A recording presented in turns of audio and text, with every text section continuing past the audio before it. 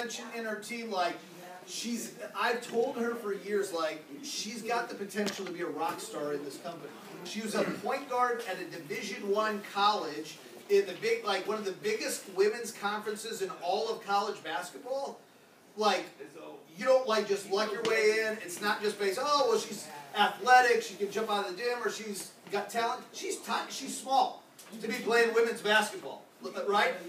She got a full ride scholarship and competed at the highest level in one of the most would argue, the most difficult women's conference in all of college basketball. And she was a point guard, which is the floor leader out there. And I always told her, man, if you can learn to transfer those skills here, you can play big. Well, she dabbled around with this part-time for a while, and then finally she's like, I'm going to make a go of it and put myself under pressure. And boy, does she blossom. And she needs to be with her team today.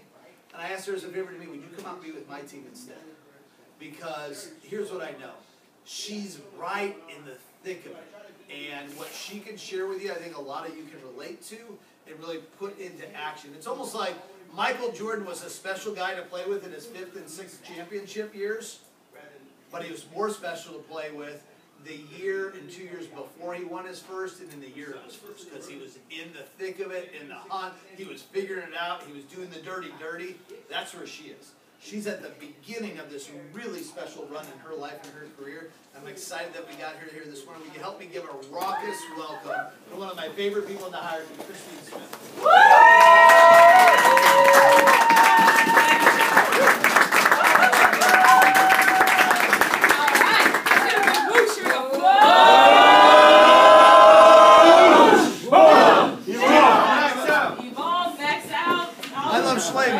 I know the people, the guests are like, good morning, everybody. Good morning. Are you guys fired up about this? Yes. I'm so freaking excited about that. For so many reasons.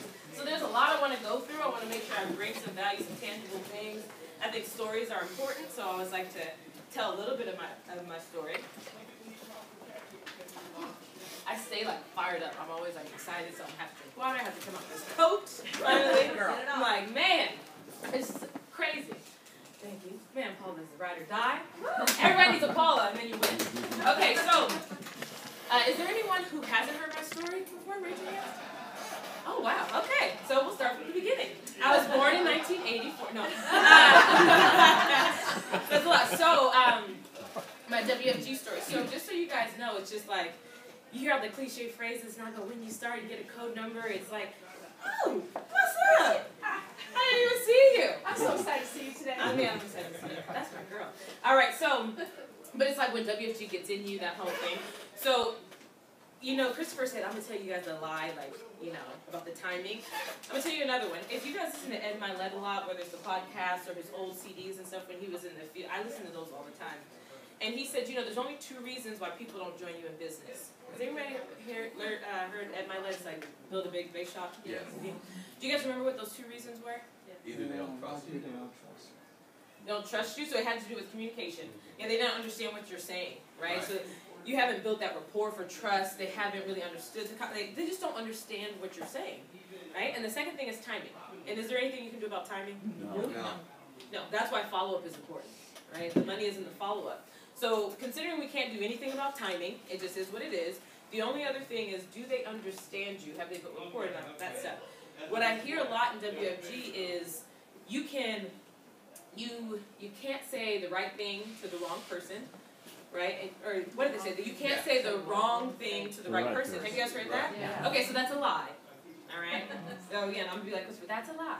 Because if Ed Milet, think of it. If Ed Milet says one of the main reasons why someone doesn't join you is because they don't trust you and they don't understand you. So then can't you say the wrong thing to the right person? Yeah. It just makes sense. That was me. In the beginning.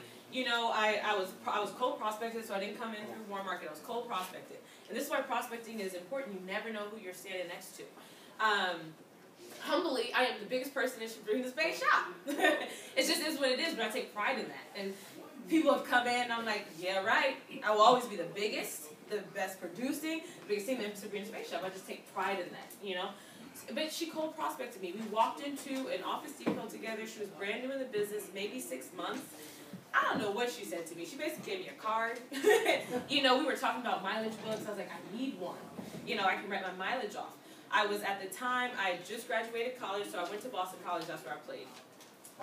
And definitely the best conference in all women's basketball. So Big East, and then my senior year we moved to the ACC, and I was trying to figure out what I wanted to do. I got my degree in economics, minor in film, so I was literally all over the place. Those two things don't even go together. And I was working at NBC Universal. I was working in post-production and editing, and I was like, I can do this myself. What? I need to start my own business. So, super entrepreneurial. When my sister and I were kids, we couldn't get what we wanted. Our parents didn't want to give us money. So we started washing cars, walking down the street. With hand soap, that was bad. We didn't know that. And my sister, super entrepreneurial, she paid me in candy. Like, she got all the money. We were going, we were like working it out. We would do all kinds of stuff. In middle school, I started my own tutoring business. I was just like, always, I needed to find ways to earn different incomes. Does that make sense? So when you're talking about the right person, ambitious, entrepreneurial, that was me. And I just started, my sister ran a basketball training and development programs. We do like clinics, club teams, training, all that stuff. She was on an MTV reality TV show with a bunch of men, and she was one of the 4 finalists, like only woman on the show. So people would recognize her face. Marketing. I'm like, you're the face, and let me get the word. So we built this business. I started a film editing business through that. I happened to meet Sabrina in an Office Depot. I'm going to be mindful of my time. I meet Sabrina in an Office Depot. And I heard her ask for a mileage book. I was like, my mom told me I could write my mileage off, right? Because I'm supposed to do taxes. Okay, so I was just raised right. You know, if I'm standing next to Keith, I'm like, hey, how's your day going? That's just my family's from the South, right? I grew up here in LA, but they're very Southern hospitality. You speak, you show respect, right? So I was talking to Sabrina. I pretty much led the conversation, to be honest. And then she literally was like, hey, have you heard of this company? And gave me a business card. It was the old school logo with the Aegon thing on it. It's a World Financial Group. And it looked familiar. I was like, that looks familiar. I'm like, really? And she goes, really? That's it? I was like, I think so. She goes, yeah, well, you should come into the office. And I was like, whatever. I didn't even know what she did. It was, when you talk about prospecting, to say the right thing, no. But there was some intrigue. And she said, you know, have you ever thought about getting a business plan together? That was the right thing. Have you ever thought about getting a business plan or financial plan together? And I was like, I need some finances. And she did say something interesting. She goes, you know, most people don't plan to fail. We've all heard that, right? They just fail to plan. I was like, that is true. But I just knew that there was a lot of fees in financial services because one aside to my story is everyone was talking about this wealth wave in college. And they said you should position yourself. And I got into economics purely because I took a consumer society class. I thought that meant it was about shopping. I was like, this is going to be awesome. And then they were talking about, oh my God, guns and butter and this and municipalities. I was like, what did I walk into? But it was all economics. I was like, this is amazing. And that's how I ended up stumbling into this economics degree. But I started interning at a financial services firm. So I started out at A.J. Edwards. Anybody hear of that? Big firm, Wells Fargo Financial Advisors, acquisition them now. That's where I started. And literally we spent all day long, like, cold calling, you know, 200 calls a day. I was picking up coffee. I got to drive my boss's car. He had a Jaguar. I was like, these people make money, right? And all they're doing is everything that we do. Financial plans, annuities, insurance, mutual funds, some stuff, a bunch of stuff like that. And you had leads, though, and you were on there. You had to, the minimum there was $250,000, right, to save and invest. And you spent all day, hey, if I could show you a way to save some money tax-free, is that a conversation you want to have? If I can show you a way to protect your assets and go, does it sound like WFG? Yes. So I was exposed to this, super entrepreneurial. I wanted to make more money. I come in, I sat with Margie and Sabrina to do the KTP, all that stuff, and I was like, yeah, this is unbelievable. I was a client. I was like, can we just do it now? Like, why do I have to come back again? You know? So I'm like, so sense of urgency, I don't want to wait, let me do this, blah, blah, blah. And they were like, well, you know, I know you have a business. Have you ever thought about doing something else on your own, blah, blah, blah. But I love this. I love sports. I love this. Now they didn't close me. So I was a client for a while. When they did the policy delivery, Sabrina again was like, you can do this, and at least, you know, if you're going to refer all these people, because I was referring everyone I knew. Because where I came from in financial services, you had to pay for the financial plan, like $500 to $1,200. So I was like, you do it for free? And I was still like, I don't care what kind of scam this is awesome. Like, you know, this would have saved my parents' life, you know? And so then I'm like, yeah, and so I would have been probably the best recruit, but I was just referring and I wasn't coded. I gave all my friends, so just think, I'm at a period in time, I was probably 23, 23-ish or something, 24. And I'm coming out of college, right? At Boston College, you guys know Matt Ryan, he's the quarterback for the Falcons. That was my good friend, right? We were at NBC at the same time. He married my teammate. Craig Smith, Jared Dudley, he's still playing the NBA for Phoenix. So a lot of my friends are in the NBA playing or NFL. My girls that I played with, some are still playing overseas, a lot in WNBA. I know James follows me on Instagram a lot. You see me at the Sparks game. I get to sit on the floor. It's wonderful. I don't pay for anything. I just go, right? Because if you have friends, that's the thing. That's why networking is important, right? So all these people, and what did I do? Margie, you should talk to my friend. She has this, and blah, blah, blah. So writing, you know, my friends were funding IULs and stuff, $2,000, $3,000, $4,000, $5,000 a month. And I was not coded. Wow. Right now, I'm like, oh my God. Right, but that was the beginning. But it was all of my backstory because, too, I have these holdups about financial services and trust. Because my dad died prematurely. He died at 44. So Krister's right. You know, you have a heart attack. You know, your first sign sometimes is the heart attack. You know, so he had his first one at 41. He never admitted it was a heart attack. He was like, it was indigestion. Oh, my God. He was playing basketball at the time. So super fit and in shape. He didn't look unhealthy. Really, like, muscular, really athletic. You know, that kind of thing, worked out all the time. If you would have thought something was going to happen to one of my parents, maybe my mom, you know, a little overweight, stuff like that, she would walk. But that's it. You know, not, you know, but she did eat a lot better. My dad, he believed in not eating rabbit food, is what he called it. Like my glory days is Thursday nights, we had something called QT, quality time.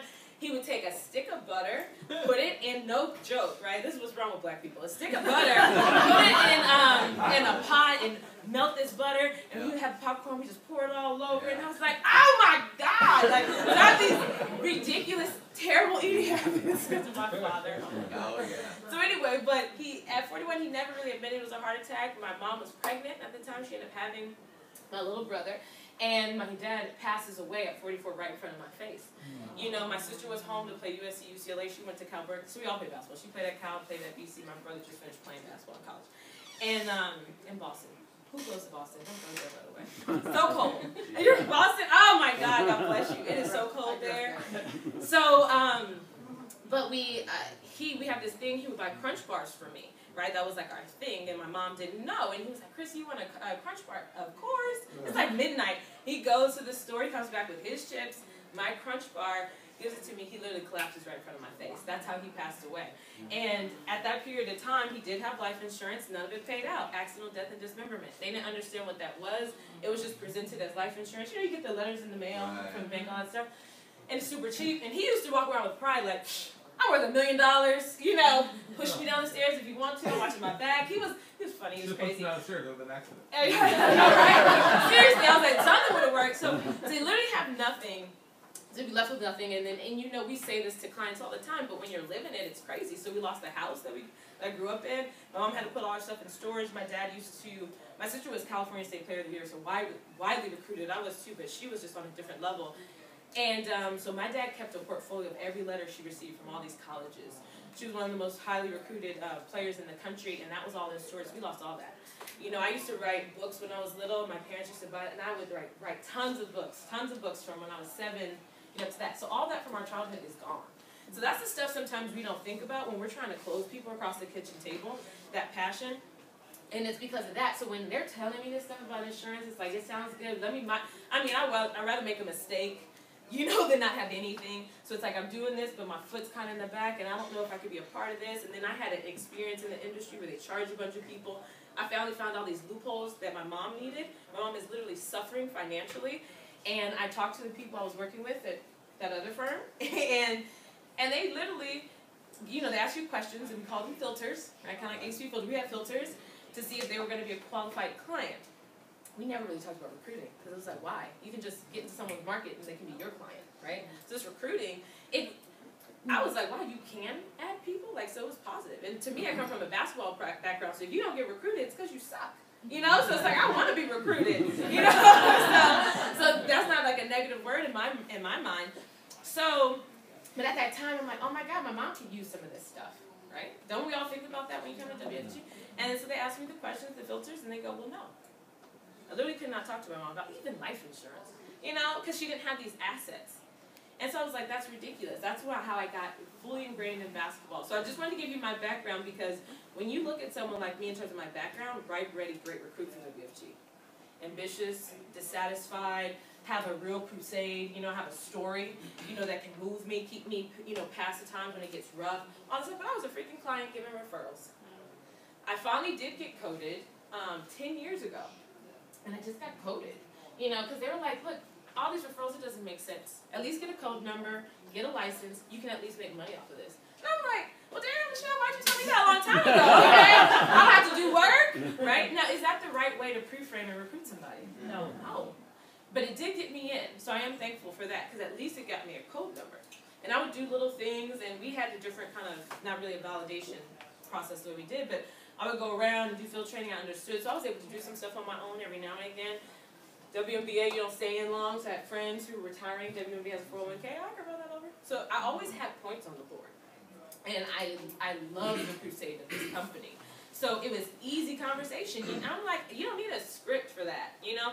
I would use them and, oh yeah, help give me the right word or the way to articulate it, but I had more passion than anything, you know? So that's what allowed me to close. So that's number one is, when you're out across the kitchen table, whether it's a recruiting appointment or it's a KTP, it's all in how you're talking to them. What's your body language like? How do you connect? And there was a recruit that came in yesterday from Mike and Yvonne, and he looks at you in the Mozon, and I was like, oh my God, I feel like he's looking into my soul. And then it reminded me, I was like, that's like Christopher. Christopher looks at people like that. When Christopher looks at you, it's so intent, it's like he's looking through me. You know what I mean? Does that make sense? And I'm just like, geez, it's just a connection. It's like makes you want to focus. Like, I always listen to Christopher, you know, but it's that, it's the body language. You always hear these statistics like 55, you guys know 55, 38, 7, right? 55% is body language. So the way you communicate, 55% is body language. Have you ever heard people speaking a different language arguing? Yeah. Don't you know they're in an argument? Yeah. It's just this, it's, oh my God. If there was, I think I'm being filmed, but if it was on mute and I'm talking to Chrissy and I'm going like this, it's not positive, is it? No. It's all body language. Why are you forceful? Why are you leading into someone? Why am I attacking Paula? You know, why do I do this? Why do I stand like that? It's just how I present myself. It seems confident. If I talk to you guys, I'm like this. And it's like, oh, I'm nervous. Yeah, hell, no, I'm not. I don't get that nervous. Right? I have a presence about me.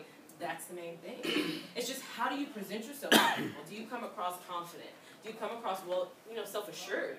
You know, like Jonathan. Jonathan's still learning stuff. He's trying to figure out this KTP and all the acronyms, but he's so freaking confident. He's a closer.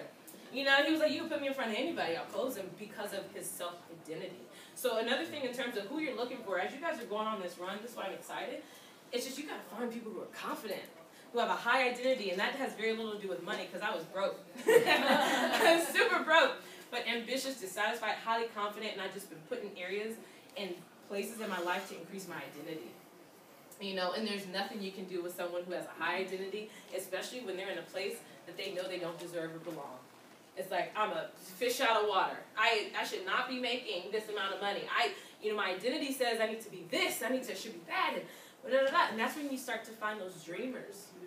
That's really the thing. So the whole point of me telling this part of my story, you know, as it relates to people you're going to go out and talk to. You're going to talk to a bunch of people. That doesn't mean we don't get shy people and that kind of stuff because we all grow and develop. But you're people who are going to run, who will be there in the hunt. A lot of times are those people who just have a high identity and completely a fish out of water. But how are you talking to them? What's your body language? What's your passion? Because then that 38% is your tone of voice. You know? When you're talking to people, do you have those, Nikki calls them pregnant pauses. I'm like, that's highly uncomfortable. Because I like to talk so fast, and I just want to get to the point, and I'm like, blah, blah, blah. And Nikki figured it out. She goes, I know why you do that. Because you're a coach. I started coaching. I was the director of a basketball program. And you have, they say they give you a minute for a timeout. It's 30 seconds, even when you don't call it 30. Right? So, if I have my huddle, I'm like, you have to go out this little, at the street, blah, blah, blah, blah. Got it? So I'm going to talk to people across the kitchen table like that. Got it? And they're like, what are you doing again? So, that's why coaching and mentorship is important. I needed Nikki to look at me and course correct and get me to understand. So I would talk to people. And do that. You see how quiet it got? And just pause. And then I would literally count in my head.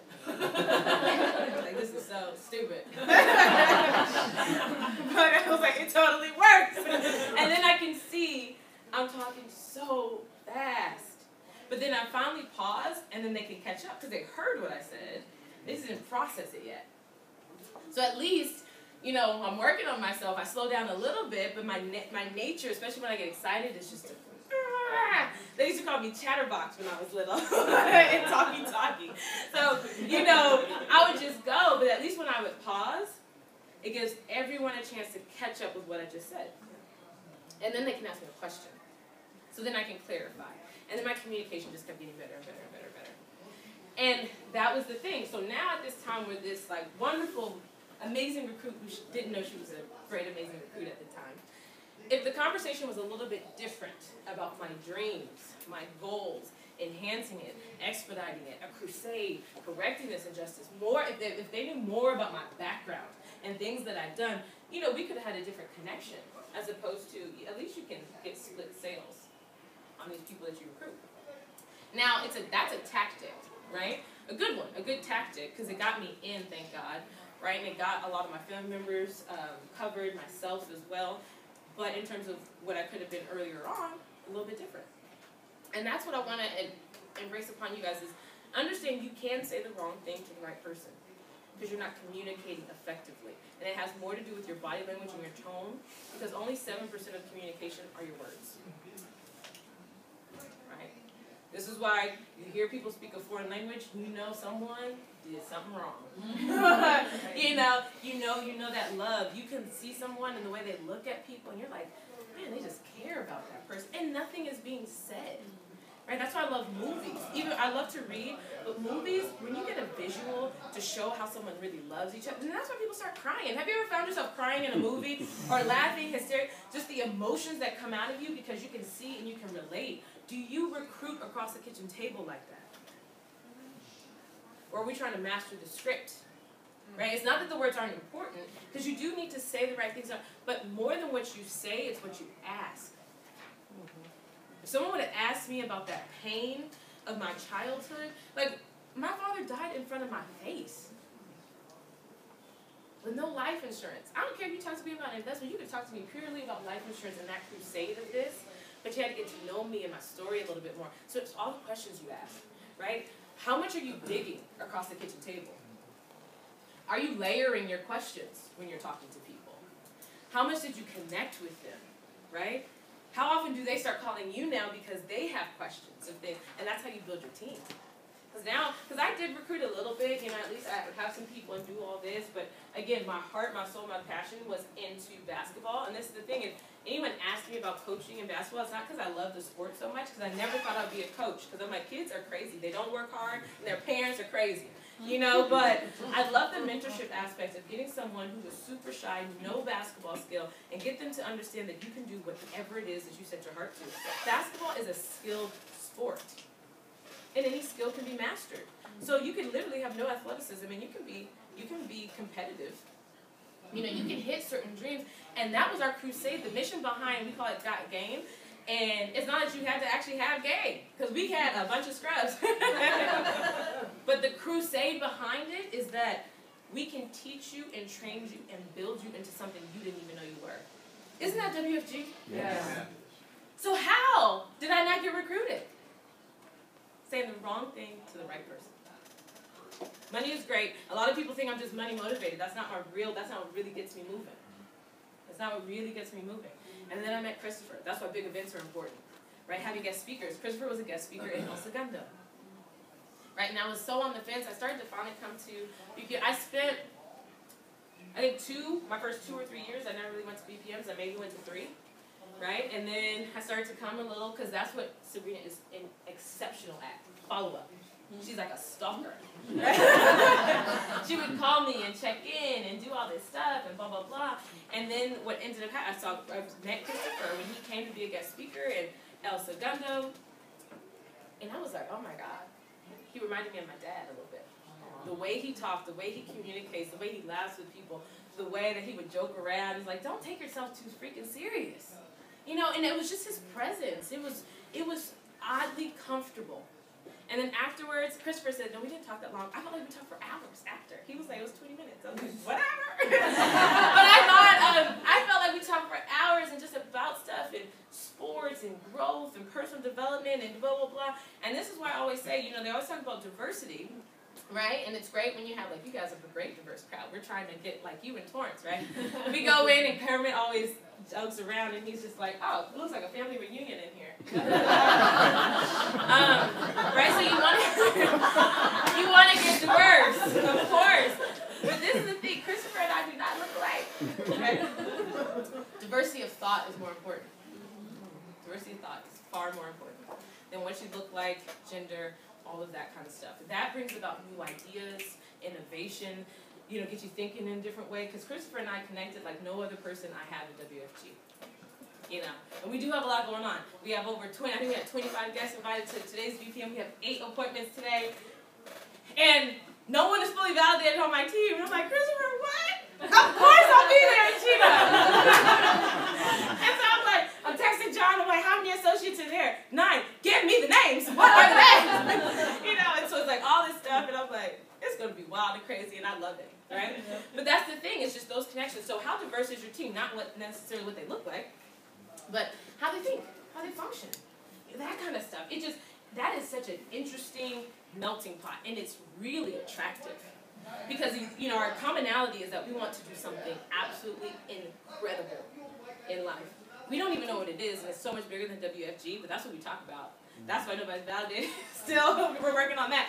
But because we're talking about where we're going, our passion, everything else, what you can contribute, we really get into dreams. Like, team full of dreamers and passionate people. So that's the thing what I'm looking for. When I'm doing an interview, that's what I'm talking about. You know, I want to know if you have work ethic and credibility, because you're not going to slow us down. We have the trophies up. I'm like, we just get #1. You can't slow us down. You come in here with a #2 trophy, and I show them this is the trash. These are all my #2 trophies that are in the trash, right? That's crazy, because you're just the first loser. It sucks. Like I said, my father was crazy. My parents were like, we do not celebrate mediocrity. Get that out of here. And then, so we're like, we have this winning environment and culture. And it's not that we can't lose. Like, it happens. You just lose, and we're like, so what do we do next? What do we do next? And that's the thing, it's fun, is that we don't feel bad. People are like, you never lost before. I just don't talk about it. But when you win, you celebrate the wins like no other. Like, do you do that? You get a freaking sprint award. You know it's just a sprint award, but only like 10% of people get it.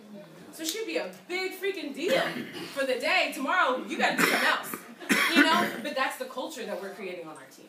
So what, and that's the question I have for you. What is the culture of your team? If I talk to some of your teammates, how would they describe it? You could talk to anybody on our team. They're like, we have a winning culture.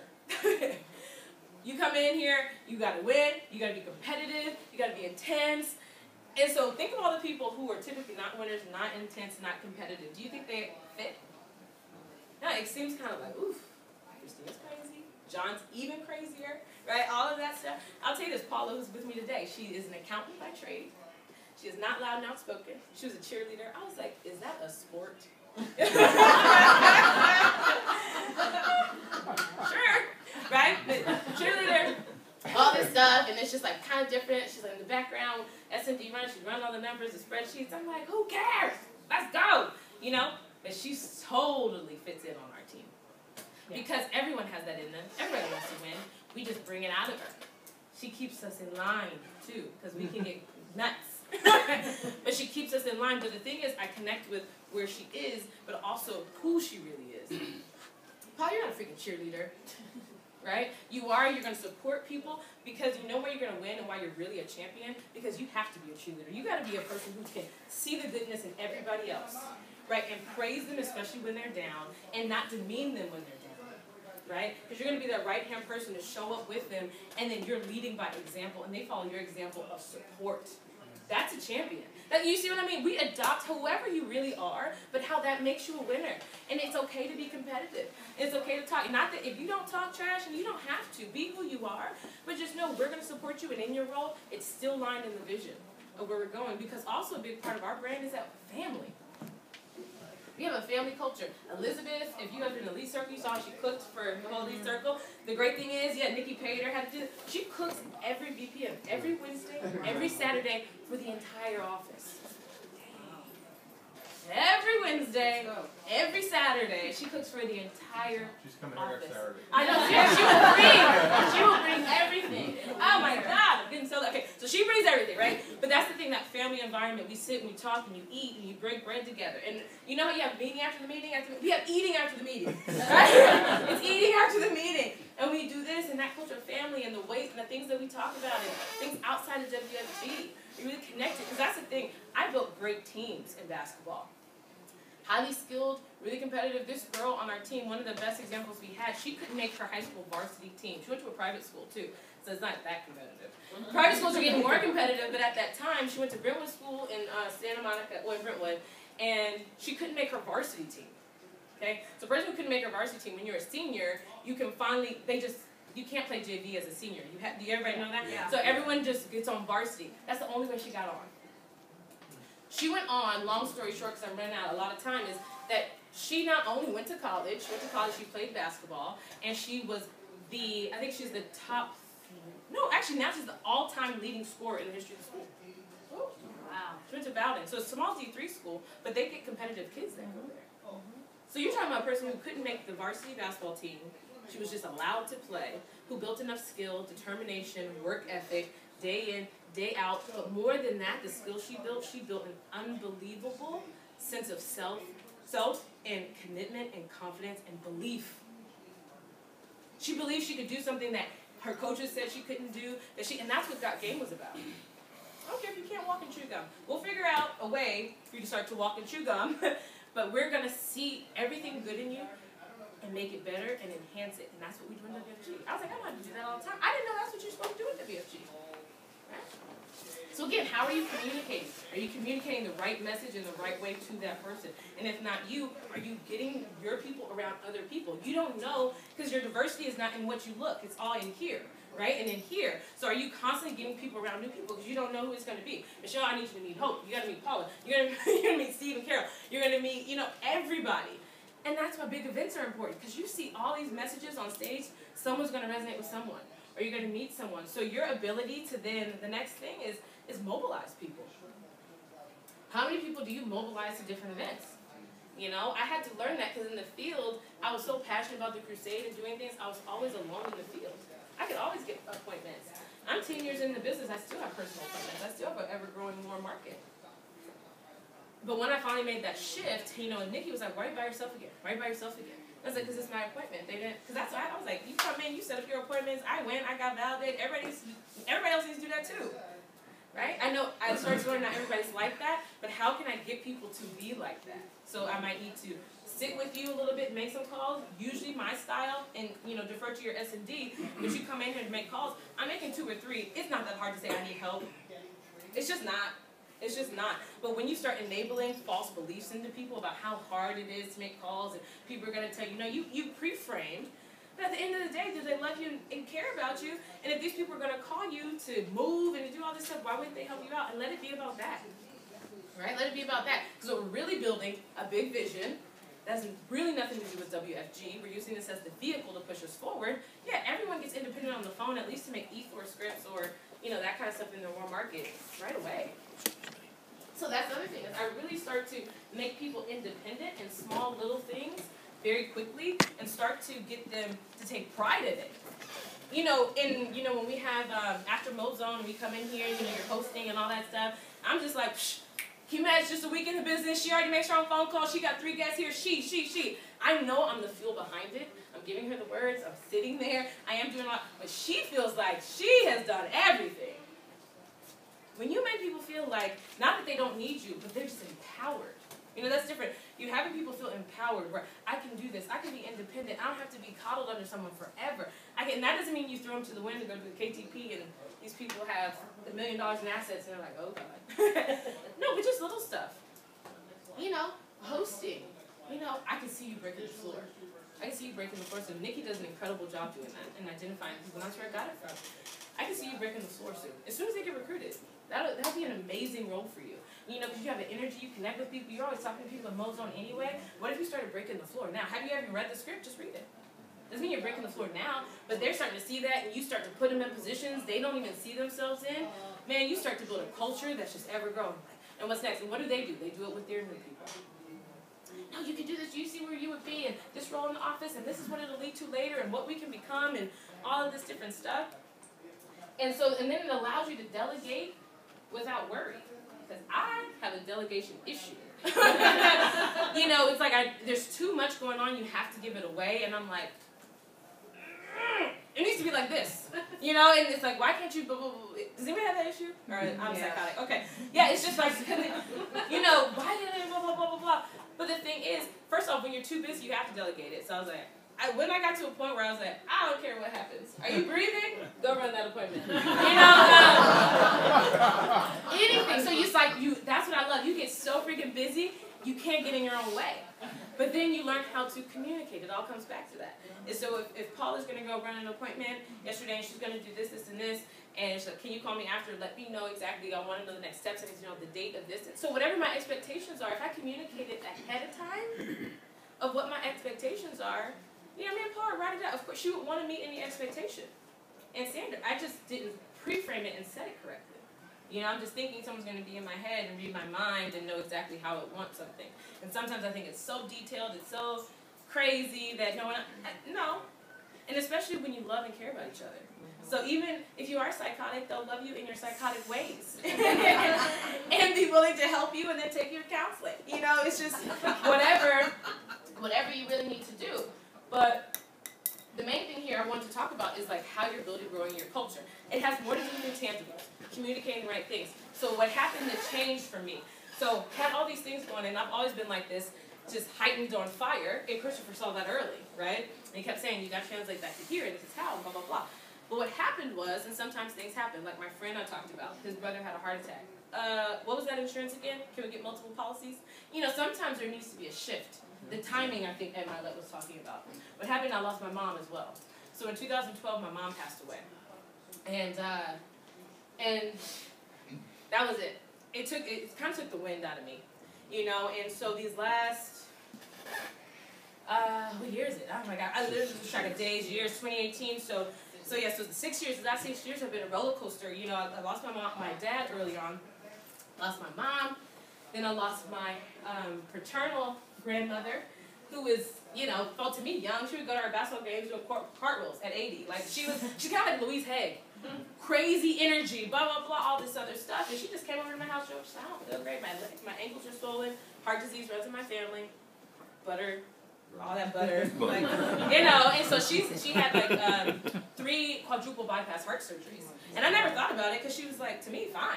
She's super skinny, in shape. She was like fashionista. She used to be a fashion designer. And literally Louise Hay, but black. Like, it was crazy. And like big hats, all this stuff. And she literally went to the hospital and they were like, no, something's going on, hard to just lose her. So it's like my mom. Then that grandmother, my great-grandmother was still alive, right? Lose your dad at 44, great-grandmother stays alive to 100. How does that work? But again, she lived on her own until 97, you know? And then she just had a fall, broke a rib, and they're like, she really shouldn't be living on her own. That's when I figured out long-term care, and I was like, what the heck? My freaking cousin sold her life insurance off, all this stuff, all these other things and options and stuff that she had. You literally have to give up everything you have, right, to get into an assisted living facility. They take all your money, but $34. So she spent all her life building all of, you know, the wealth that she did have, the homes that she had.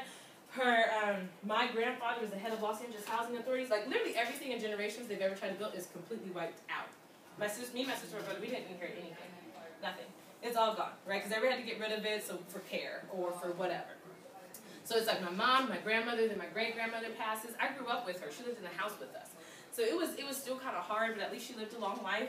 And then right after that, just the beginning of this year, I lost my mom's mom, my maternal grandmother. It's just like back to back to back, my grandfather. So it's just like, oh my God.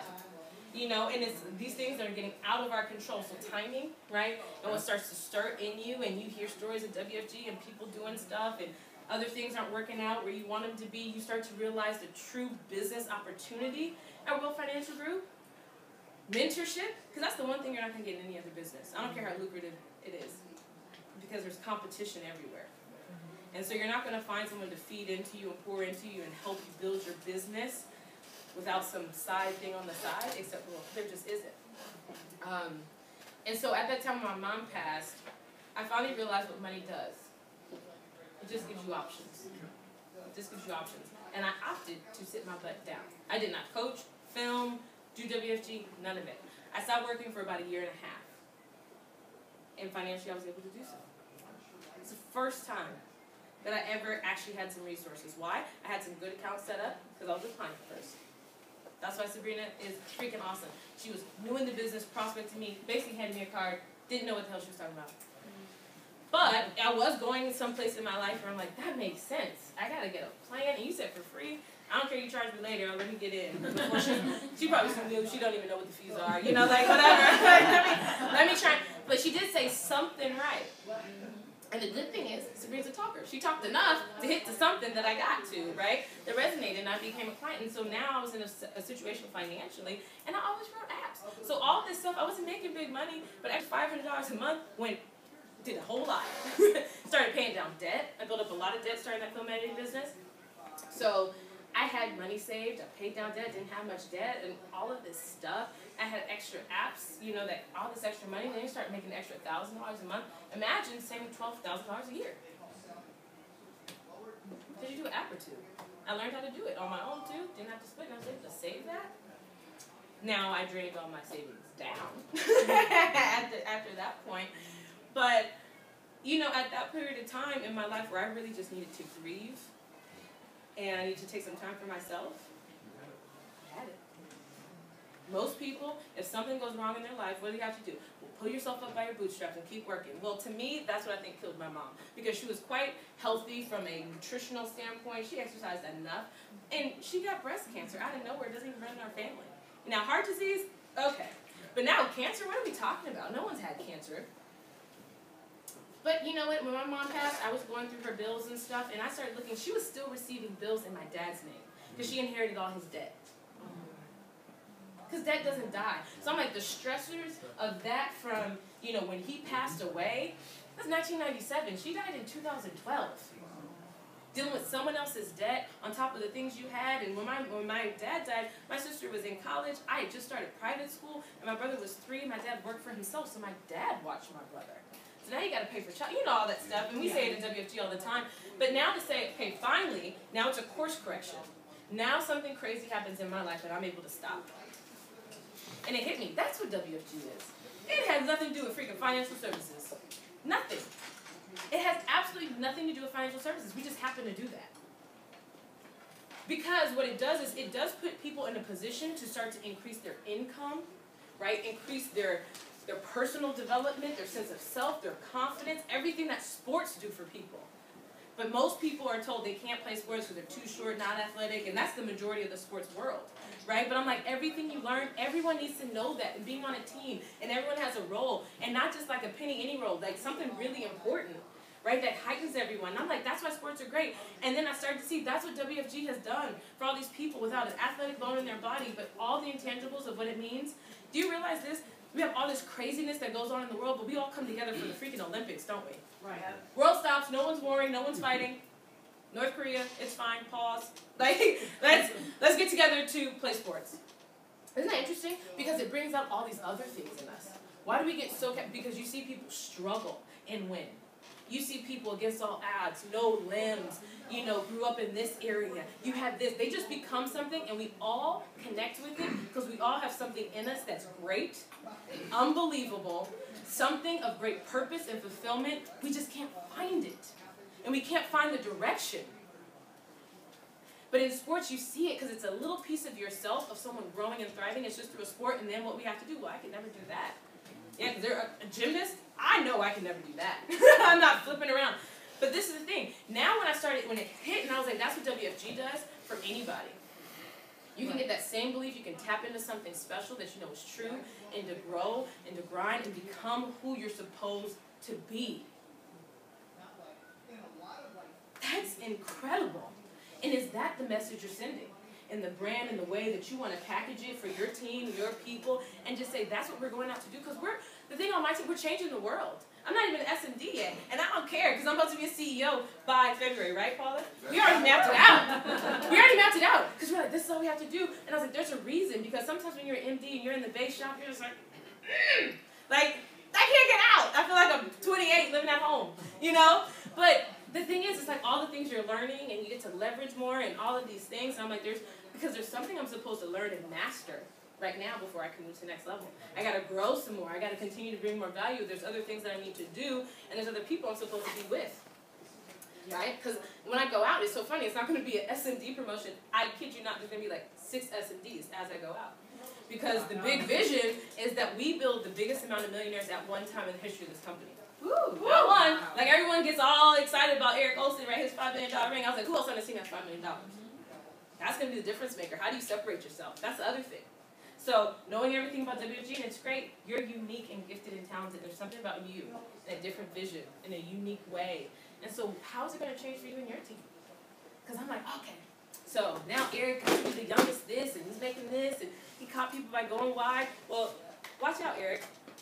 Watch out. Because I'm not just going to get my $10 million ring, because we're going to double what he's doing, right? But I'm going to have 10 more people with me. Making that. And then we'll make a wave in the country and say, how did we get all these new millionaires at one time in America? You start making waves, you get attention, people start coming to you because we're communicating the right message to the right people. Well, that's all I'm doing is going to find the right people. And the key is I keep my team so freaking busy, right? And sometimes I'm like, hey, I'm just having people over for barbecue. And then they're like, what? This is a phone zone. Duh. Right? However you can get them over. And I'm like, don't we do phone zone at my pool in my place, don't we, Paula? At the pool, we have food, we'll order some stuff, and we're doing this, and then this thing, competition breeds you. I'm like, we got 8 people here. Torrance has 30 people there, and we're still going to have more units of activity than them. And we do all the time, Torrance, right? So, all the time. And then when we don't, because sometimes that happens, they have like 54 units, and I was like, great, count. I was like, team, count how many people are in that picture. 25 people. We had 8 people tonight, had 34 units of activity. Wait till we double our size. You can't catch us. It's the mentality we're building. They're like, that's right. So look, we're losing, but I'm not going to say we're losing. Right? How do you change a losing into a championship? This is why we're still winning. This is why we kick their butts every single day. This is why we're so great, and blah, blah, blah. And now let's jump in the pool. Now we have fun, because that's the other culture in my team. Do you guys have fun on your team? Is WFG fun? Is it fun? It was really not fun for a while. But as I came back, literally the first person I called after my mom passed, and I said, I got to do WFG. I'm selfish because I have this opportunity. And it's not because my investments did well or anything like that. I had extra income. I started getting an extra $6,000 a year, then an extra $12,000 a year. Extra! This is what I think. When you're part-time, extra 10 grand in your pocket? What? I'm like, that's incredible. In WFG, you're like, oh, I made $10,000. Extra! You have another income. So I get people to their first $1,000 real quick. Really quick. Are you licensed? Are you doing this? Are you building you a team? And let's do this. And Dr. Beverly just came in. She just made her first 1,000, and then she's making another 1,000. It's like, she goes, what? I wasn't even here. How is this happening? And then it was so sweet. I opened my mail yesterday, and I'm going through, and I saw I had a card. I was like, who sent me a card? I figured a product provider. You know, product providers always send you a card. Thank you for sending business. And it was from my teammate, Dr. Beverly, Shireen Beverly. She said, you know, after convention, she had to fly to New York for a family reunion. She was really reflecting on that week and everything, where I am in this business, the size of my team, the income I'm making, everything that you do. She goes, I am in such awe and respect for you and what you've done for me. And I was like, that's the feelings to have with my girls coaching. You know, when they're just like, I never thought I would be this. You know, and that you're there for me and doing that, and that culture of family, and I got your back, and we ride or die, is everything. And it just moved me, and I was like, the fact that she even thought to send me that, you know, stuff like that was incredible. But when I came back into this business and I decided this is an incredible business, and who else needs to, when life circumstance hits them, have some opportunity, the first person I called was Paula, this woman right here. You know, she lived upstairs from me. She was my client for maybe 5 years, and kind of a deferred client. I sent her to Margie, right? Then I met with Margie. I don't even think I was there. Talk about leverage. Boop, boop, boop. I was like, you take one like Oprah. You get a client, you get a client, you get a client. Right? So she was a client, and I called her about, you know, just where I'm at. And I was like, I see you get looked over for promotions. You're hardworking, you're an accountant, but you're a stay-at-home mom. I don't know how you do the job you do, but you're at every single one of Kayla's basketball games. Because I coached her daughter. And I just fed into her what I saw in her. I don't think we talked about WFG So I want you to come to this meeting. You know, but I just talked to blah, blah, blah, and she did that, and, you know, and she kind of just came in, but this is the thing. When life circumstances happened to her, when she was her first year in the business, first convention, right after convention, her father passed away. Right? Unexpected. We didn't see that coming. Her mom had some health stuff. And then her dad. It came like, what? I thought we were looking this way towards your mom and her care. Dad, and then 6 months after that, her mom passed. And do you know she still came to BPMs? Yes.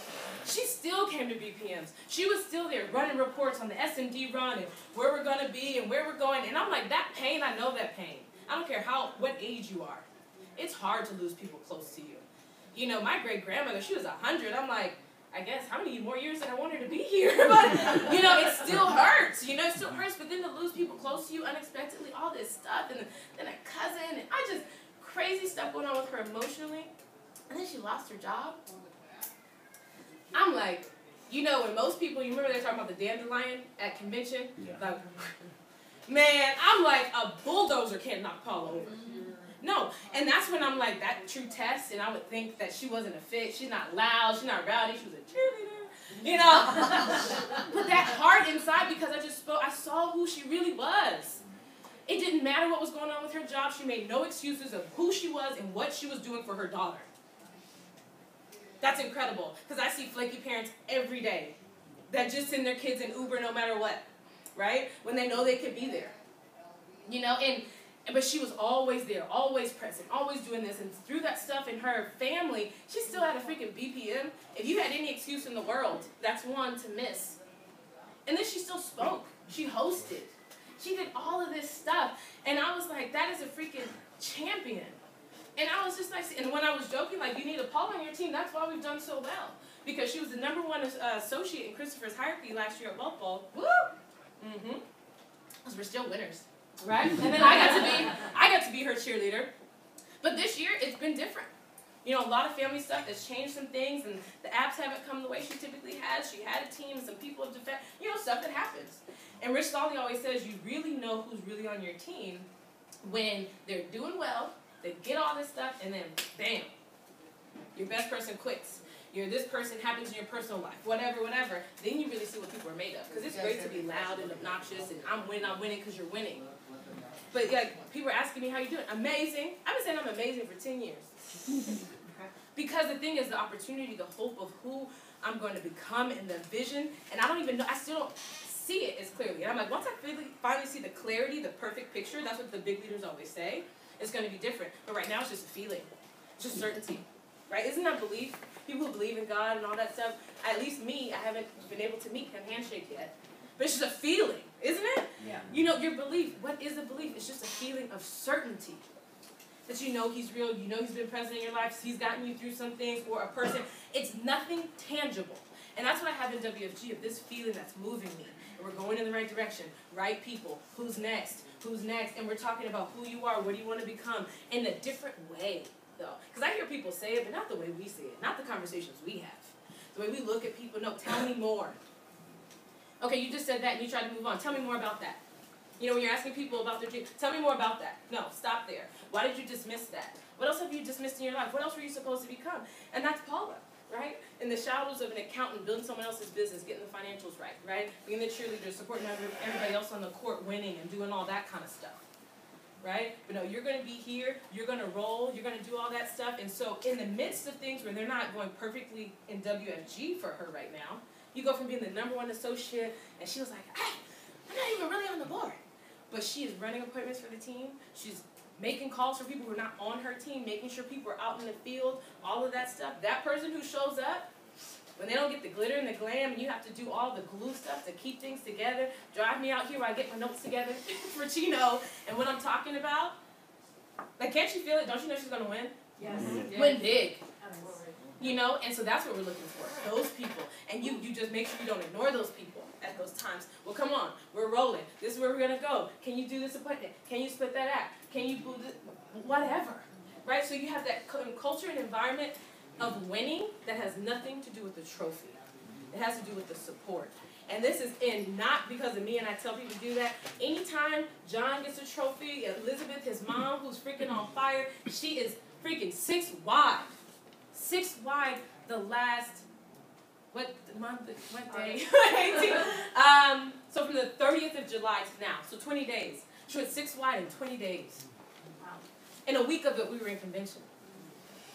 That's a freaking rock star. But when she speaks, and if she gets a trophy, she goes, this is because of Paula. I'll tell her to say that because she sees it. And we see that in each other on our team. It's like, hey, who's helping you? Who's pushing you? Who has your back? You know what we do. And we'll be in there at 3 o'clock a.m. because apps aren't in right. And we're like, whatever, at least we can order food. Eating after the meeting. You know? But all this stuff. But that's the thing that I really want to share most is what culture, environment, and brand are you building? And I do a lot of posting online. Sometimes it's annoying because I'm like I was doing that in your mobile. Because the thing is, your presence online reflects your offline activity. You know what I mean? You have to have things that are moving for you and being a visual presence for you when you're not even awake, right? To be attractive, to do all of this stuff. So really, it's just that culture, that brand. It starts with, what do you talk to people about? How are you talking to them? Your tone of voice, your body language. Are you genuinely excited? Or are you reading off that script? Right? But don't get me wrong, I make people master that script. Because you're not going to say it's anything. But I want you to be able to share the mission, the crusade of the story, and your story. I always add, so that's a key nuance and switch that we have is, anyone on our team, I don't care if it's a one-on-one, a KTP, an ASAP, you get really good at telling your quick, concise story. And you always end with where you're going. Because it moves people. People connect to it. That's why we watch sports. That's why we watch movies. And most people are looking for something, even if they don't know. So that's the thing. How well are you able to tap into someone's subconscious? You know, Christopher talks about there's this part of us that's unknown to us, but unknown to others. How do you tap into that area? You got to continue to expose yourself, being transparent. So I talk about stuff, my issues delegating, my whatever, because people might see things or resonate with something or talk about something else or see something in me that I've never seen. Have you thought about this? And people used to tell me, you know what, I think you should be a psychologist. And I was like, I wonder why. It's because I like to ask questions. Maybe I should ask more questions. I'll get to know people better. I can understand that. Whatever. You keep going. You keep diving deep into other people and yourself and your brand. So what I want to end with is where I'm going. I'm super over. I'm sorry. But we don't care. Thanks. I know that's what I hope. But the thing is, when I'm looking at where we're going, it's crazy. I don't even know what it all turned into. It's amazing. We know we're going some places, a sense of belief, some certainty, all this stuff that's just right. But then you start to you let competition move you. Not to compare. They always say that. I'm not trying to compare, but let the competition move you. And the worst part about convention for me, even though we went in excited, went in with momentum, and that's the thing, you have a target on your back, people know you're supposed to win now, and you're like, I gotta keep winning. But all of this stuff, but then I'm like, where the hell is Christopher? Why is he not on stage? Like, that's crazy. And that's why when I got here, I'm anal. I text Isabel. I'm like, where are you at? Right? Didn't I ask you where Isabel is? Where are you at? You're supposed to be the next, and what excuse did she text me? I don't even know. High school reunion. That's right. I'm in Nashville for a high school reunion. And I asked Christopher, if you come to blah, blah, blah, blah, blah, blah. I want to hear you speak. Well, you should be here. Right? Isabel, we need you to get promoted. Right? The best looking Trejo? Where you at? Because I checked Leaders Bulletin and you're not on it. You know what I mean? Like, you got to go do something. You have to do, I'm tired of saying Christopher's deserving of this, and that, and it's not because of all the belief and everything he pours into you. It's true, but Christopher has done the freaking dirty. Driving all over the place, conference calls, this and that, but writing apps. It was just a couple months ago, I'm like, dang, he just outwrote all of us. What the hell? And he's still home for dinner? I don't know how that works. But I'm just like, you can write apps, you're getting wide, you're doing, and you can still do more. There's still other health stuff that's going on, whatever. And I'm like, dang, Dan isn't even represented the way he needs to. I'm like, I didn't see Dan in the top 10, not one category. And I'm anal about numbers. He was not in the top 10, any category. Christopher is not up there. Nikki is not up there. And me not being up there is a whole different situation. But that's the thing. It's because also we're not moving in sync and unison as a hierarchy. We're not. I'm talking to my little kiosk. We're amazing. 1, 2, 3, 4, 5 of us. But the thing is, we are building numbers. We're building a culture. We're building something is working. Grant Cardone said this. So you know, you always say, hey, you want to feel forward because you learn from your mistakes a lot. And he said something interesting because I don't hear many people say that. He said he's learned more from his good choices. His good choices and things he's done well. And focused on them. Of course, you learn from your failures. But he was like, he's moved faster just learning from things that are going right. Because sometimes you're so focused on what you went wrong and trying to correct that, you completely dismiss everything you're doing right. When that's what sets it on fire. And that's the thing. I was like, no, I'm really good at building a culture and environment on the team where everyone knows everyone has a piece. We do a lot of stuff wrong. We have over 175,000 points submitted from beginning of the year to now, and 50,000 is not on the board. And we're like, where are they? I don't know. It's like, we need to fix that. I'm not even securities licensed. I need to fix that. What? But this, yes, you do. I know, I'm not even securities licensed. No, this is all life license business. Right? And I'm still number one. I'll kick your butt. Right? Right? So it's like, I gotta fix that. You gotta I know. I've given so much business away, and then sometimes I have to do that. I go, oh my God, all of the securities business I've given away just this year, where we would be, it's insane. It's insane. It's insane, right? So it's like I have to say that out loud in front of people so people can get on me, because I get my own way. It's like not being coded. Right? Oh. It's like the same, that's good. That's right. Not being coded stuff. But the thing is like sometimes, not that I shouldn't think about that. Correct it, course correct, or leverage, get other people to help me do it, right? Sometimes just like, maybe somebody just do the freaking U4, like type it all out. Just sitting in front of a computer to type all that crap out, I was like, hell no. I can't even sit still for that long. But maybe find people to leverage, help my deficiencies. Follow? Yeah. Thank you. I need you to help me get that U4 done. All right, so leverage the deficiencies. But the thing is, what is going well, though, is I know it's going well. I know it's going well, and I'm putting the freaking accelerator on it. Put the accelerator on it. And that's like, that's what's going on, so let's keep going, let's keep going, let's keep going. But leverage other people to help deficiencies. Because now I'm like, wow, what if we were securities license, a securities license team? I have 2 securities license people on my team that I can't override. All right? But this is the thing. So it's like, yeah, leverage the deficiencies, get better at that, but don't stop doing what's great. And that's the thing. Something is going well in your business. Do you know exactly what it is?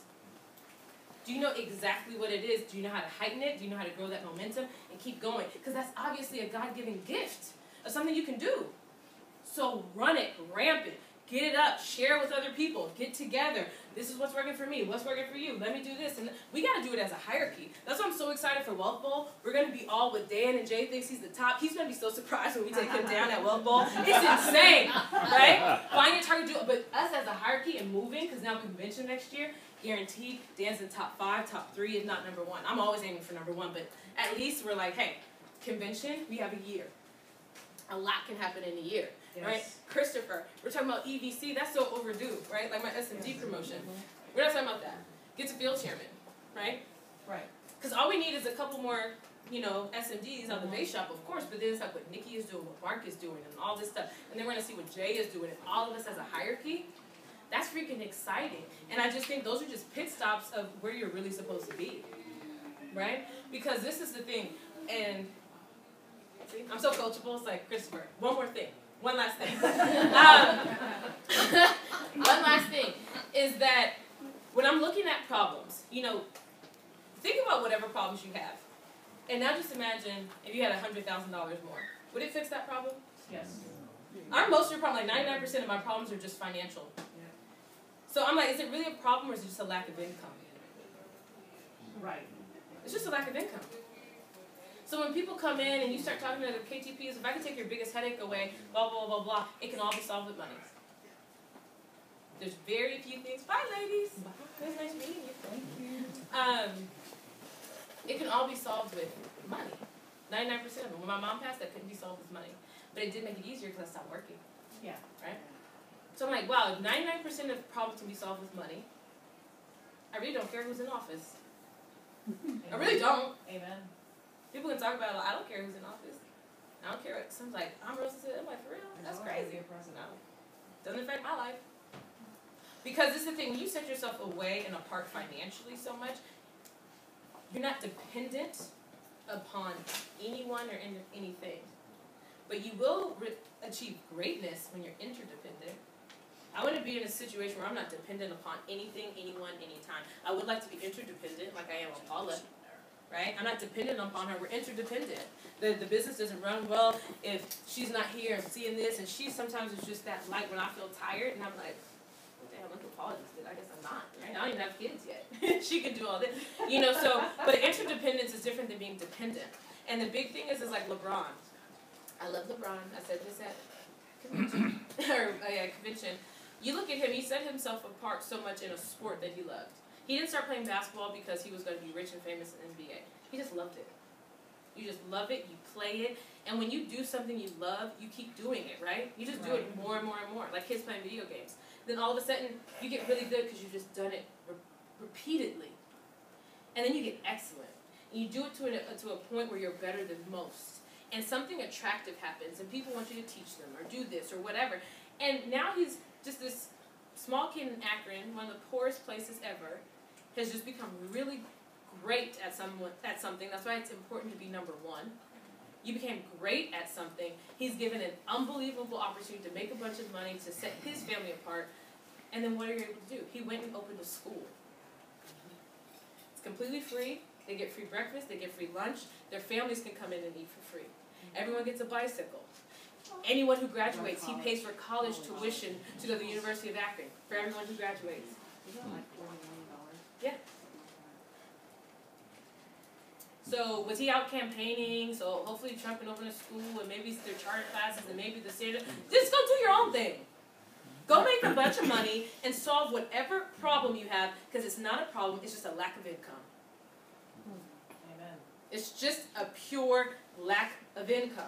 You can set up whatever school you want. You can give somebody a job if you want to. If you're like, this community is underserved, well, you can fix it. Amen. Stop being dependent on the government, a person, my parents. This person hasn't supported me. No, you know what? The number one recruit in your business is you. Ooh. Because you're one recruit away from an explosion. They always say that. It's you. That's the first time I've ever heard that. It's you. I heard it repeatedly now and then. I was like, that's right. Set myself on fire. It's me. I'm the best recruit in my business. John's not. Sharice isn't. We're interdependent, though. They make it. Right? Be the best recruit in your business. Stop looking for somebody else who's going to have a great market to go tap into and run with and set everything and do everything that you don't want to do. You go do it. You go do it. You go make a whole bunch of money. And that's the thing. It shouldn't be frowned upon. Because good people, you give good people money, they're just going to do more good things. And Ed Mylett, I think, finally, he articulated a way I think most of us can start to understand. You know, and Christopher talks about it a lot, about being consistent with your identity. Right? Do you guys talk about that? Right? Yeah. I know Christopher, being consistent with your identity, because you'll never get more in life than your temperature, your thermostat. But then Ed said it in a way where it landed on me a little bit different. He said, because, you know, good people are great people, and they just feel like, this is what I deserve out of life. Right? And you're never going to take more, as a good person, you never take more than what you deserve, right? So, if you feel like you're doing well, that's why good sucks, and second place is even worse. Because you're like, and support this little effort of not being great. Right? Because once you feel like it's good, or I'm getting good enough, you're not going to take that extra step. You don't feel like you deserve it subconsciously. Because a good person will never take more than they need. If Christopher bought pizzas, wouldn't all of us be like, oh, did you get a piece? You know, bad people would be like, I don't care what you ate. I'm hungry. But literally everyone in here would be like, make sure it's equitable and blah, blah, blah, blah. But if we had an abundance of pizzas coming in, you know, everyone could eat. So you wouldn't be afraid to take from someone else. That's really what's going on, is the more money people make, they feel like they're taking it from someone else. You got to change your belief about money. It's abundant. It's everlasting. It's always coming. And everyone has more than enough. So that way, subconsciously, you don't set yourself back and feel like I'm winning too much. I'm taking too much money, right? Because Chrissy isn't going to get her portion of it. That's what's really going on, which means you have to have an identity shift. So who are you around? Every time I'm around people with more money than me, and sometimes it just comes down to that tangible. Because what is it? They have different beliefs and identity that's greater than mine. And so I constantly have to be around people like that. You know, and to grow myself, my identity and my belief of what I believe I deserve. Because now, like right now, I'm so freaking underpaid in WFG, it ain't even funny. And I believe it. So that's why I know, I'm like, oh my God, I'm about to make more money, because I just feel like I'm not getting an equitable return on my investment. And until you feel that way, you're not going to go and make more money. And the thing is, I have to keep thinking about where I'm going and how I'm changing the world. Right? Because inner city Los Angeles, where I grew up, the schools I went to, all this other stuff that has really fed into me and helped me become who I am, basketball programs, people who fed into me, I need to go back and I need to change it. And I need to improve it. And I got to do it now. Right? I can't do it for my family. I've lost almost everybody.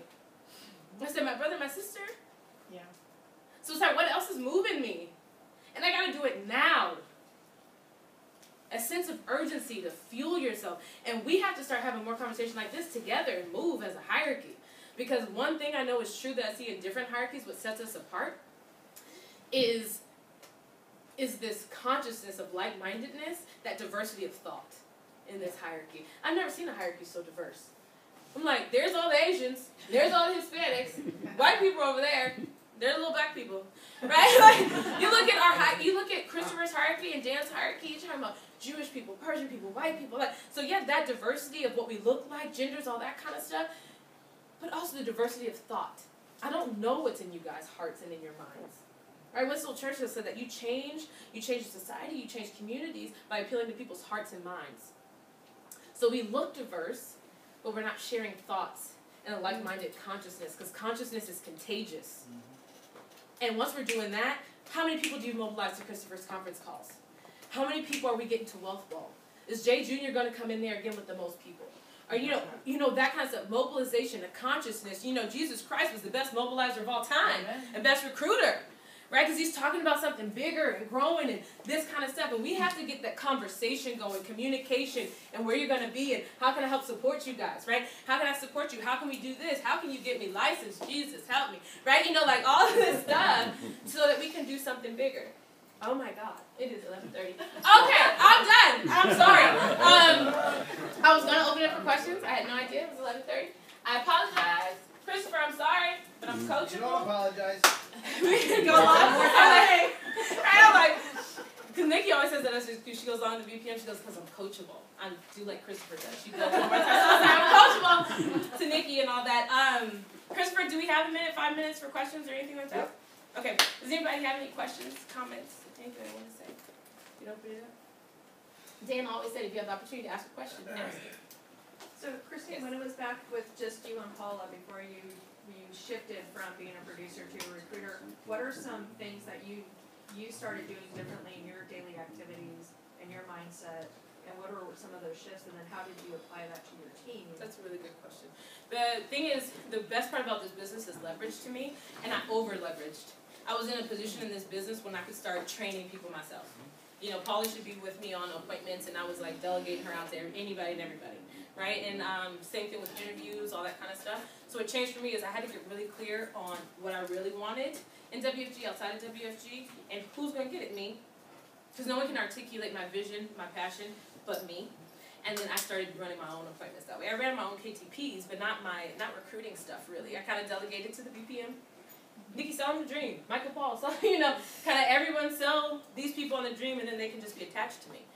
People didn't hear from me. That's when it changed. So I got really clear on what I wanted, how I wanted to articulate it, and then I told the message.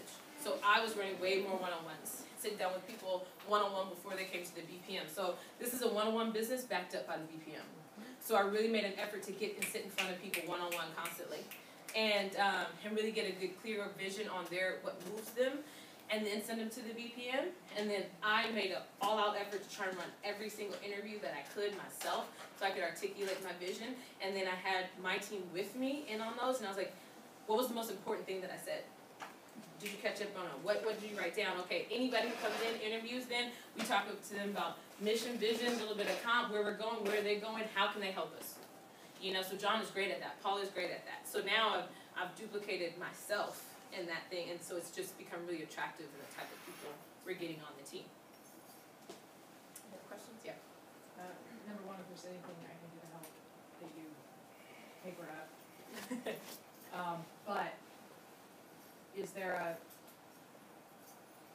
like a because you've been through so many changes, is there kind of a defining moment, like, where you sort of shifted and, like, this Christine Yes. turned out? 'Cause this And is they not keep the same coming. Christine in the green dress in No. 2014. No. I keep reinventing myself. And I change colors. I tried Keep purple, going. green, black. No. I started wearing dresses. I never wore dresses before. That's why. No, I think the more that you're in this business, you keep learning more about yourself. Yes. You just keep learning more about yourself. And I'm like, okay, that's a flaw. But this is great. And then I'm like, I just got to tap into that. It's really easy to see deficiencies, like I said before, and I would see these flaws. I'm like, oh, I got to grow. I have to do that. So I make sure to be around more people, read more books, do that kind of stuff to continue to personally grow. But then I was like, stop being so hard on yourself. See the good things. Mm-hmm. And that's why being around people are great. Christopher would not see me for 5-6 months and talk to me and say something. And this is the great thing about edifying people, and this is why Christopher is the best at it, because he doesn't say anything that's not true. And so when someone says something to you that you know is true about you, you're just like, that's true. And it sinks, and you're like, well, let me go do that. Because you can start to see those things, but someone else kind of validates it, and they see that in you too, and they acknowledge it, especially publicly. That's always awesome. But to you personally, and you're like, that is true. And then I'm like, let me just go and focus on that and do that. And because Hope brought up a good point. Are there markers up here? Yeah. So this has been ongoing. I'm going to draw it in green. We're going to be bunny team. My business has grown in ebbs and flows. And they always say your team kind of goes like this. It grows, it shrinks, it grows, it shrinks. It's doing that. And I'm anal about what's in seats. Like I've been texting John all morning. How many people give me the associate numbers? I've been tracking it like that since the beginning of the year. I didn't do that before. So from January in my notes section, same thing with prospecting, so I never run out of prospects. I use my notes section in my phone. So I have this meeting attendance thing. So the top of it is January 17th, right? Significant, right after Wolf Ball. I said, you get what you track and you monitor. So right out of local, we had 6 people, right, coming to a meeting that showed up. And it's like, I keep tracking, to the point now where showing up to meetings between Wednesday and Saturday, because we have some only Saturday people, some only Wednesday people, it is at 18, right? And then outside of that, it's bigger, of course, but the consistent people is what I want to track, butts and seats. So but this is the thing, from just last year, 2017 to now, I almost said this was, people come, go, clients, whatever. It was Paula. So actually not even. July of 2017, it was me, Paula, Lydia.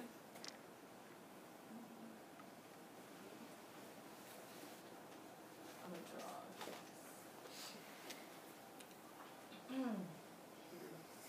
Desi. Rosita. Sharice, that's my sister.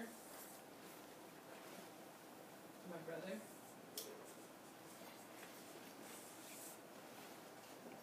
So July 2017, that was my team. Did I forget anybody, Paula? Terrence. So this is the thing, you always hear those anecdotes, I'm sorry, excuse me, bamboo grows underneath and all of a sudden it sprouts, blah, blah. Because, if you've been at Waffle Convention, you see me around, I speak sometimes, around a conference call. So there's been constant stuff going on that growing underneath you just can't see, because really in terms of what shows up, numbers, this is it for my team, July last year. I went out and recruited a ridiculous rabbit named Renee. We brought Cheryl, you guys remember Cheryl? Yes. She's closing out here. It's her cousin. She got Lawrence. We got Philip. We got Caliph.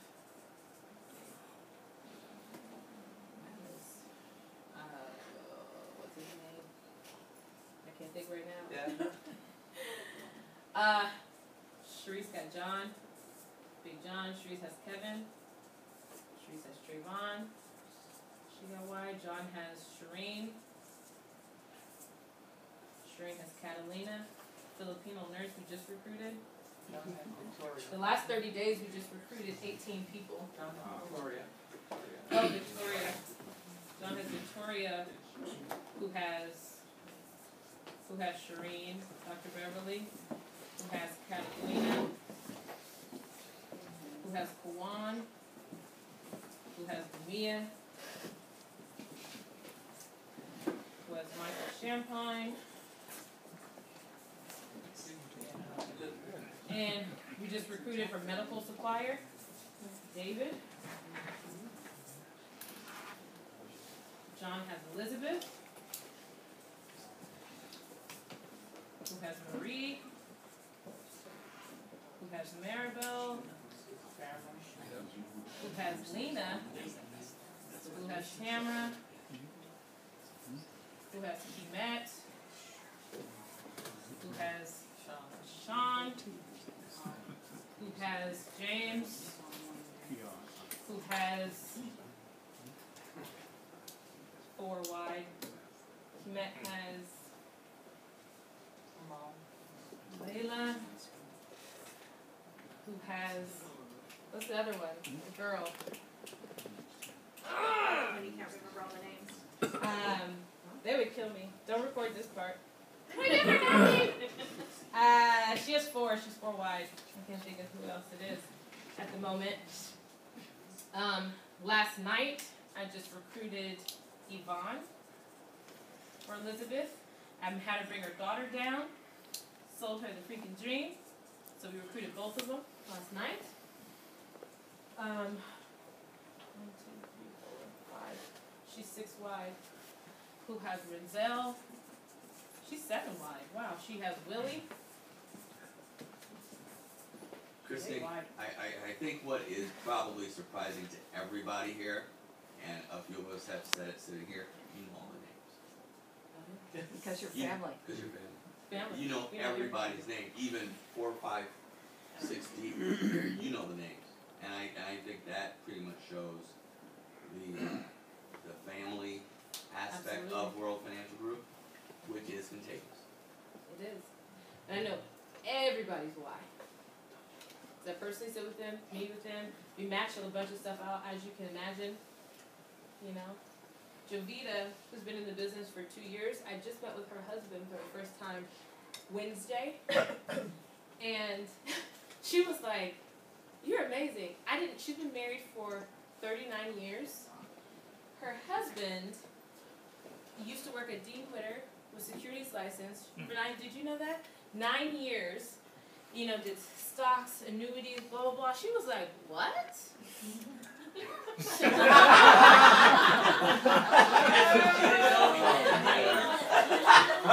been married for 38 years. She's 72 years old. She's a retired aerospace engineer, one of the first black women in this thing. And she met her husband. He was, I can't remember the other career path, but you know, prior to meeting her, he was a stockbroker in a securities side. He goes, "No, the key to this is you have to prospect." He was like, "Prospect." He basically gave me the whole financial prospecting book, and I'm like, "Jovita!" Like, You got this swap with so now, and she goes, "Oh my God, my husband should be my recruit." 2 years later, I keep telling her, "Bow some power, this whole thing, and blah, blah, blah, and change the world." But, so this has happened all 5 years. So obviously, John is a big leg, right? We're driving it deep.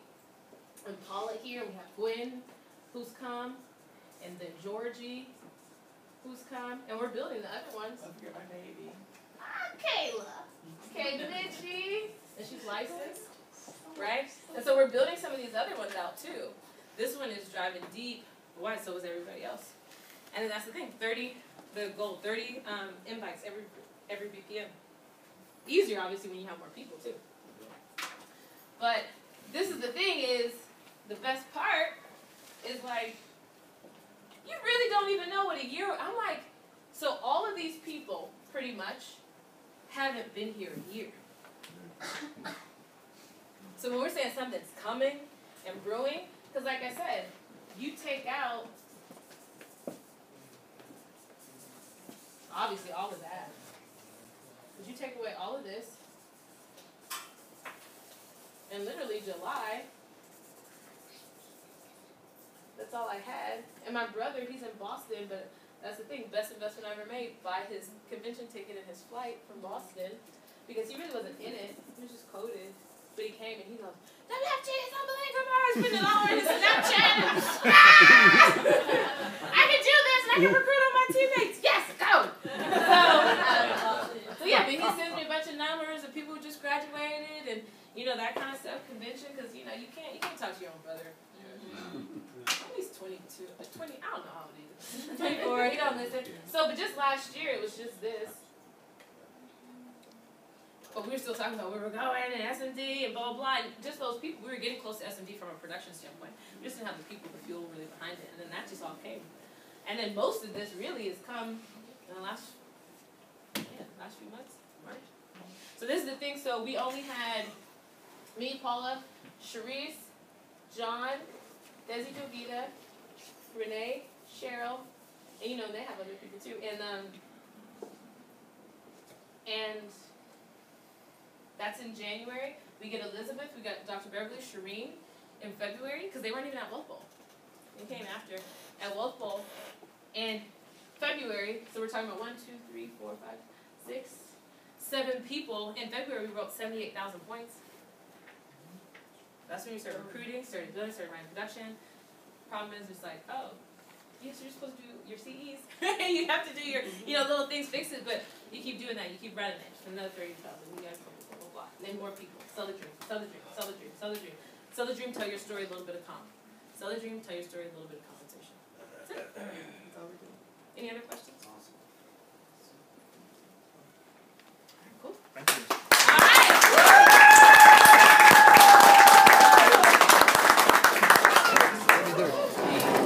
Hey, real quick, you guys. Real quick.